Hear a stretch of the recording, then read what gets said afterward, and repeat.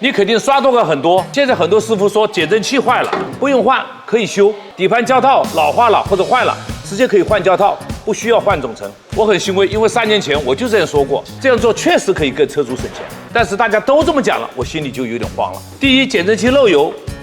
还有空气减震漏气，都是可以修复的，确实比换掉整个减震器要便宜很多。但是一个减震器用了7、8万公里了，真的上没有必要去修复了，因为你即便修复了，这个寿命也是很短的，而且这个中心轴磨损比较大，里面的钢套还有活塞都磨损了，就会造成4轮定位的时候呢，它的偏差，这个是不能校正的。所以记住了，你的减震器用了7、8万公里以上的，就不要图省钱了，换了就直接换掉。第二，这个底盘胶套的问题，第二换胶套的同时，一定要检查这个底盘件的磨损情况。你看这个球头磨损的明显的，你根本就不需要换胶套，直接把它更换掉。如果传动轴的转向球笼磨损了，它的胶套又破了，这个时候不要换胶套，强烈的建议你换总成。还有一点我心里不安的，那就是怕很多修理厂用这种说法把车主吸引到他修理厂去，把这个当成引流的说法而已。一句话，希望我们行业保持一点良知，真正的为车主多点考虑，用车修车，关注不老黄。